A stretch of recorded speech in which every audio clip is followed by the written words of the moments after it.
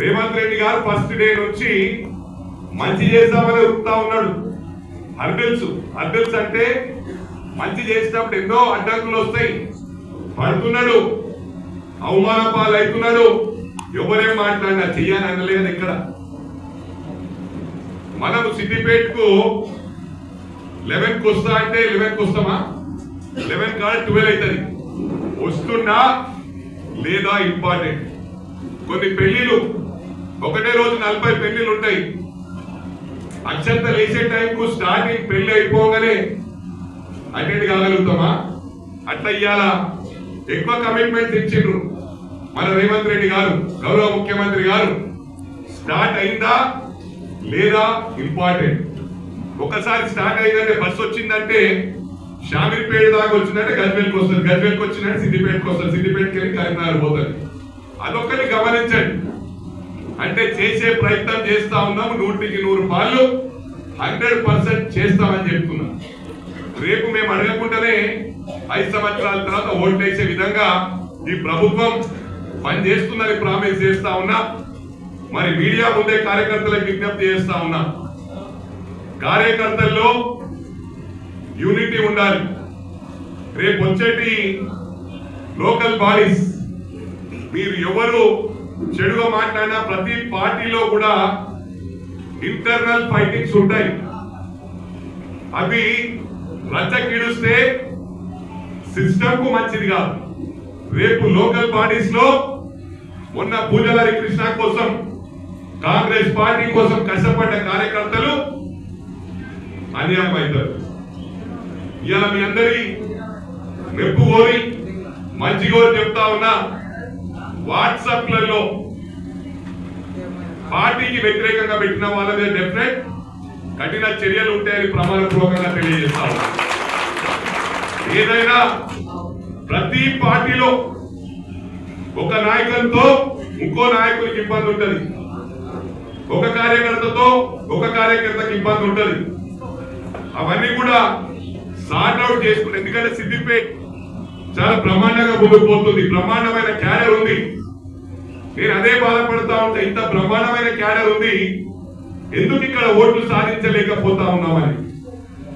మన యూనిటీ ఉంటే ప్రజల్లో కాన్ఫిడెన్స్ పెరుగుతుంది, నమ్మకం పెరుగుతుంది.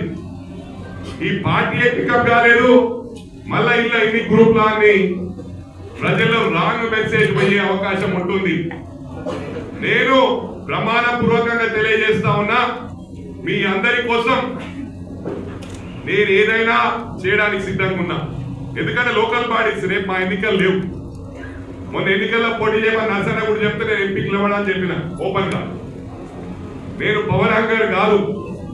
మీరు ఎవరైతే కార్యకర్తలు కష్టపడ్డారో రేపు వచ్చేటి మీ ఎన్నికలు, హరికృష్ణ ఎన్నికలు కావు. ఇవాళ దయచేసి చెప్తా ఉన్నా, పార్టీకి వ్యతిరేకంగా ఎవరైనా పోయినా కూడా చాలా సీరియస్ యాక్షన్ ఉంటుందని చెప్పి సందర్భంగా తెలియజేస్తా ఉన్నా. ఎక్కడ కాంప్రమైజ్ అయ్యే సమస్య లేదు. మేము కూడా అన్నిటినీ వదిలిపెట్టుకున్నాం కాబట్టి నాది ఫస్ట్ టార్గెట్ ఇక్కడ దెబ్బ కొట్టాల. సిద్దిపేటలో రేపు వచ్చే ప్రభుత్వంలో కాంగ్రెస్ ఎమ్మెల్యే ఉంటాడని చెప్పి కూడా మీ అందరికి విజ్ఞప్తి చేస్తాం. ఫస్ట్ ఫౌండేషన్ మీరు. రేపు లోకల్ బాడీస్ లో మన సత్తా చూపించుకునే అవసరం ఉంది. మీరు ఎవరైనా పరిశ్రమకు వచ్చినప్పుడు మేము టైం ఇవ్వకపోతే మీరు మాట్లాడవచ్చు, కానీ టైం ఇవ్వడానికి మేము సిద్ధంగా ఉన్నాం. మేమందరం ఇక్కడ ఉన్న నాయకులం అందరం మీకు టైం ఇస్తాం, మీకోసం కృషి చేయడానికి సిద్ధంగా ఉన్నాం. మరోసారి చెప్తా ఉన్నా, సోషల్ మీడియాలో ఇక ముందు ఏదైనా పార్టీకి వ్యతిరేకంగా పెట్టినా చాలా సీరియస్ యాక్షన్ ఉంటది, దానికి కాంప్రమైజ్ ఉండదని చెప్పి కూడా సందర్భంగా తెలియజేస్తా ఉన్నా. మీరు ఏమైనా అనుకోండి, ఇక్కడ పార్టీని స్ట్రెంథెన్ చేయాలి. ఇప్పటికి కూడా నాకు ఇప్పుడు వస్తా ఉంటే కొందరు మన సోదరులందరూ చెప్తా ఉన్నారు, స్టిల్ ఆన్ టుడే కొంతమంది అధికారులు వన్ సైడ్ గా ఆ పెద్ద మనిషికి ఇస్తున్నాడని. ఆ వినకపోతే అధికారులకు కూడా విజ్ఞప్తి చేస్తా ఉన్నది మంచి పద్ధతి కాదు. హరీష్ రావు టైంలో ఏ విధంగా ఇక్కడ ఏలిందో మీ అందరికి తెలుసు. ఒక ఎస్ఐ కూడా నేను ఆయన పేరు తీసుకోవడానికి కూడా సిద్ధంగా ఉన్నా. ఎస్ఐ ఇక్కడనే ఉండే, సిఐ ఇక్కడనే ఉండే, ఏసీపీ ఇక్కడనే ఉండే. ఆయన పేరు సురేందర్ రెడ్డి. సురేందర్ రెడ్డి గారిని తీసుకపోయి ఆదిలాబాద్ లేచిండ్రు మరి పెద్ద అధికారులకు తెలిసి. కానీ మళ్ళీ ఆయనకి ఎవరు ఇన్ఫ్లుయెన్స్ చేసిరో తెలియదు. నేను మీడియా ముందు చెప్తా ఉన్నా, మళ్ళా సంగారెడ్డికి వచ్చిండు.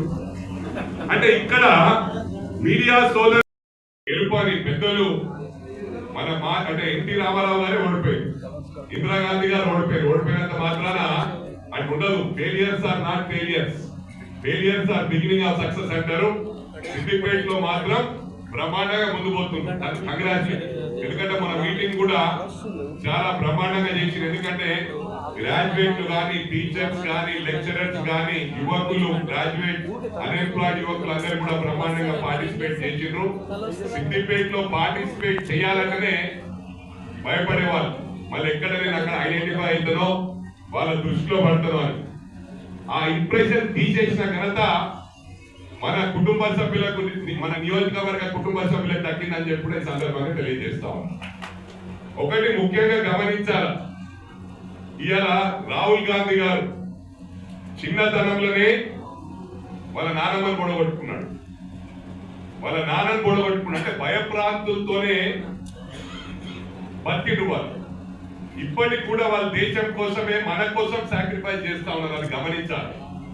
ఎందుకంటే 10 సంవత్సరాలు ఇక్కడ ఈ గడ్డ మీద పుట్టిన వాళ్ళు 10 సంవత్సరాలు ప్రభుత్వంలో ఉండే, మరి వీళ్ళు 50 సంవత్సరాలు పాలించారు. రాహుల్ గాంధీ గారు ప్రైమ్ మినిస్టర్ కావాలంటే ఎప్పుడు అవుతుండే, వాస్తవమా కాదా? సోనియా గాంధీ గారు అవుతుండేనా కాదా? మనోళ్ళేమో ఇతర దేశాలు, అమెరికాలో పోయి, లండన్ లో పోయి ఇతర దేశాల పెత్తనం చేయొచ్చు, రాజకీయాలు చేయొచ్చు.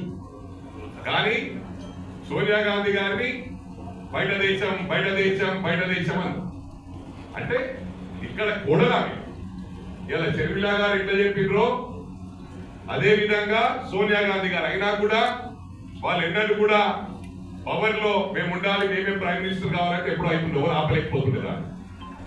అంటే రాజకీయాల కోసం మాట్లాడుతుంది ఇవన్నీ. ఒకటి గమనించవలసిన అవసరం ఉంది. 10 సంవత్సరాలనే 10 సంవత్సరాలు ఏమో అయిపోయింది, ఇక మళ్ళా మా ప్రభుత్వం వచ్చేసిన లెవెల్ ఫీలింగ్ లో పోతున్నారు. ఒకటి గమనించాలి, మనం రుణమాఫీ గతంలో ఎవరు కూడా చేయలేదు. ఇలా 80% అయింది. అయినా కూడా అయిన వాళ్ళు చెప్తలేరు, కాని వాళ్ళను రాజకీయం చేయిస్తా ఉంటారు. అదే విధంగా రైతు బంధువు కూడా 7,000 కోట్లు ఇచ్చింది. అంటే 29,000 కోట్లు ఆల్రెడీ ప్రజలలో ఇచ్చినాం మనం, గతంలో ఇయ్యలే. మరొకటి గమనించాలా, టిఆర్ఎస్ పార్టీ అంటే అదే టిఆర్ఎస్ పార్టీ ఇవాళ మ్యాచ్ ఫిక్సింగ్ అని మొన్ననే తెలిసిపోయింది. ఇక దాని గురించి డిస్కస్ చేయదలుచుకోలేదు నేను.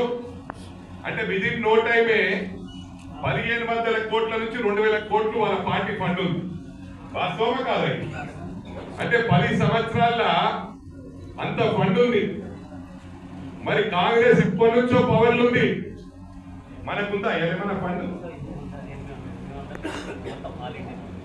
అంటే దేశాన్ని ఏలిన ఎన్నోసార్లు వీళ్ళు రాష్ట్రాన్ని 10 సంవత్సరాలు వెళ్తేనే మరి ఏ స్థాయిలో సంపాదించుకున్నారు, లక్షల కోట్ల రూపాయలు సంపాదించుకున్నారు. ఒకటి ప్రజల్లో వివరించవలసిన అవసరం ఉంది. ఎందుకంటే మన తెలంగాణ ప్రజలు చాలా అమాయకులు. వీళ్ళన్నీ కూడా ఏవైతే ఇచ్చిండ్రో ఇట్లకెళ్ళి ఇచ్చిండ్రు అనుకుంటున్నారు. ఏ ప్రభుత్వం వచ్చినా కూడా ఎవరు ఇట్లకెళ్ళి ఇయ్యరు. ఇవాళ మన డబ్బు, ప్రజల డబ్బు, మనం ట్యాక్స్ పేయర్స్ ప్రతి మంచి మీద 2 లక్షల రూపాయలు అప్పు చేసి ఇవాళ ఏదో పడగొట్టం మేము చాలా బ్రహ్మాండంగా చేసామంటున్నారు. ఇది ప్రజల్లో వివరించవలసిన అవసరం ఉంది. ఇలా మనం ఏది చేసినా ఏ పథకాలు ఇచ్చినా కూడా సిస్టమేటిక్ తీసుకుంటూ వస్తున్నాం. చేద్దామనే ఉద్దేశంతో ఓ టార్గెట్ ఇప్పుడే చేస్తానని వెనక వస్తే మొత్తం పొందున్నది. ఒక కొత్త సంసారంను కొత్తగా పెళ్లి అయితేనే సంసారం సెట్ అయితందుకు ఒక 1 year పడుతుంది. మనది కొత్త సంసారం. మన గౌరవ ముఖ్యమంత్రి గారు ఫస్ట్ టైం సీఎం, గతంలో మంత్రి కూడా లేకుండే. అంటే ఒక ఛాలెంజింగ్ వ్యక్తి. చేద్దామనే ప్రయత్నంలో అన్ని కమిట్మెంట్స్ ఇచ్చిండు. ఇప్పుడు కూడా ఏవి చేయమంటే చేసుకుంటూనే వస్తున్నాం. ఆల్రెడీ 30,000 కోట్లు ఇచ్చినాం. మరి వాళ్ళ రికార్డు తీసుకోండి. గతంలో వాళ్ళ ప్రభుత్వం వచ్చిన తర్వాత ఒక ఏడాది 30,000 కోట్లు ఇస్తే మేము రాజకీయం బంద్ చేస్తాం. ఇచ్చిరా 30,000 కోట్లు? ఆశామాషి. ఆ 30,000 కోట్లు అంటే ఇది ప్రజలు తెలుసుకునే అవసరం ఉంది. మరి ప్రతి ఒక్క కార్యకర్త బాధ్యత ఏంటంటే ప్రజలకు వివరించవలసిన అవసరం ఉంది. మనం ఏం దొంగతనం చేస్తలేము. ఇలా ఏ పథకాలు ఇవ్వాలన్నా వైట్ మనీ చూపించాలి. వైట్ మనీ లేదా హనుమంతరావు ఒక 1000 కోట్లు ఇస్తే, లేకపోతే నరసారెడ్డి గారు, అంజనేయులు గౌడో, అత్తుబాయో, పూజల కృష్ణ అంటే బ్లాక్ మనీ మస్తు కలెక్ట్ చేయవచ్చు. వాళ్ళు చేయలేరు. లక్షల కోట్లు సంపాదించుకున్నారు. బెనామీల పేర్లు ఇది ఉన్నాయి. ప్రతి ఒక్కరికి 1,00,000 కోట్లు ఉన్నాయి. ఇలా మనం 30,000 కోట్లు ఈ ఏడాది సమయంలో 15 నెలలు ఇవ్వాలంటేనే ఎంత తిప్పలవుతుందో మీరు గమనిస్తా ఉన్నారు. ఏ బురద పడ్డా తట్టుకోవడానికి మేము సిద్ధంగా ఉన్నాం. వీళ్ళేమేదో అయిపోయింది అన్నట్టు ఇక మొత్తం అయిపోయింది మేము వచ్చేసాం మళ్ళా అంటే పవర్ హంగర్స్ వాళ్ళు. ఇది గమనించాలి. గతంలో వాళ్ళు ఏముండే, ఇప్పుడు ఏమున్నారు. మరి గతంలో